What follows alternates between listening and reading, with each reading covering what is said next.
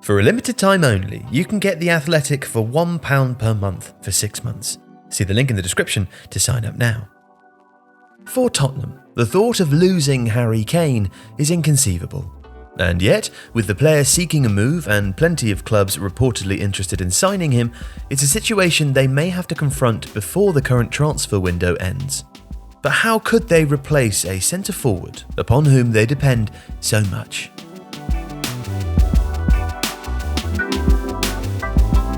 Well, to start, it's important to quantify that dependence. Kane is an incredibly rounded goalscorer. At the end of the 2020-21 Premier League season, he'd scored 166 goals in the competition at an average of 0.68 per game. 104 of those goals have been with his right foot, 35 with his left, and 26 have been scored with his head. Those goals have come from lots of different positions too, and there isn't really an area from which he's reluctant to shoot. But Kane is more than that. In 2020-21, he was the assist leader in the Premier League, and over time, his creative effect on Spurs has become as important as his goal scoring. He's an excellent short, medium and long-range passer who advances the ball rather than simply laying it off. His switches of play are also quick and flat, allowing fullbacks or wingers to drive into space, and although incalculable, his off-the-ball running creates as many chances for his teammates as it does for him. Added to which, he's a zonal marker at defensive set pieces and also one of the most reliable penalty takers in the world. Both roles would obviously need filling. More importantly though, replacing Kane would also involve recreating the team dynamics to which he is essential.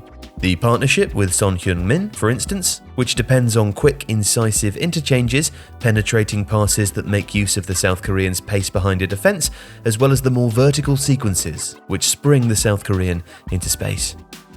And more generally, any replacement would need the mobility and speed of thought to function on the counter-attack, during which Kane is often required to play critical passes or make final runs, as well as being both a playmaker and a target during more static phases, close to and inside the penalty box. Of course, the bad news is that no such replacement exists. Players who might perform a similar function are beyond Tottenham's reach. So, rather than trying to find a like-for-like replacement, we found 3 players, each of whom offer a different type of solution and would represent a different sort of transfer.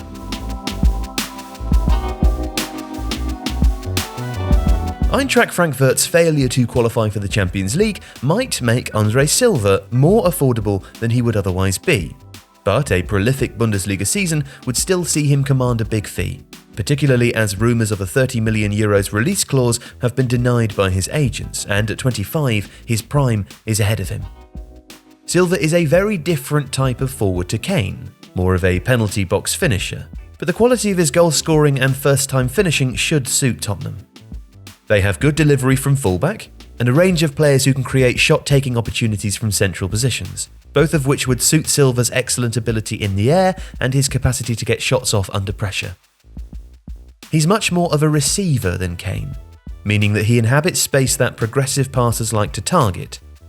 While he lacks creativity himself, that could be spun as a positive, either because he might necessitate Dele Alli's reintegration into the first team, or improve the tangible contribution of the midfield playmakers.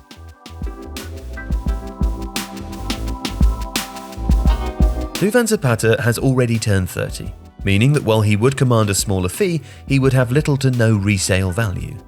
Having scored a combined 56 Serie A goals across the last 3 seasons though, he is an attractive short-term option. His creative contribution would not be a match for Kane, but the range of situations from which he's dangerous and the types of goals he scores makes him roughly comparable. Having been highly successful in a physical, demanding Atalanta system, he also possesses the mobility and size to succeed in English football, and a Tottenham team which seems likely to become more counter-attacking under its new management. He is also better than Silva at finding space and receiving passes in the penalty box, which would make him largely a front-foot player, but one capable of reawakening some of the Spurs playmakers who've been lost in Kane's shadow.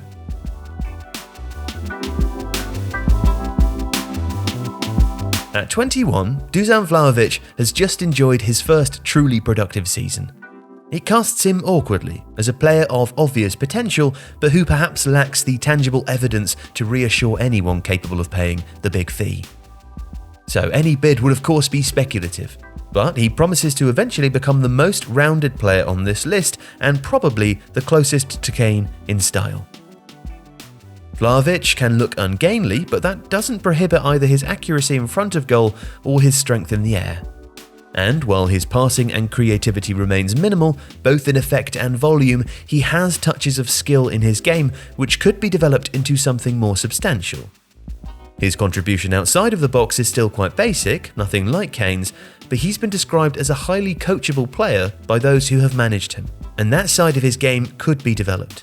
A good coaching staff could create something very special. And he also seems equipped with the right attitude. Vlahović has plenty of self-belief, reportedly used to liken himself to a young Zlatan Ibrahimović, but he does have a long list of admirers. Serbian coach Dragan Stojković has spoken positively about his maturity, while Cesar Prandelli, the former Fiorentina and Italy head coach, has spoken of his work ethic.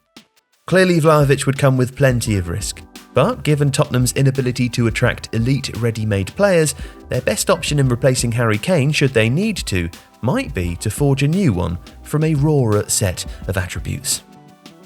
For a limited time only, you can now get The Athletic for £1 per month for 6 months.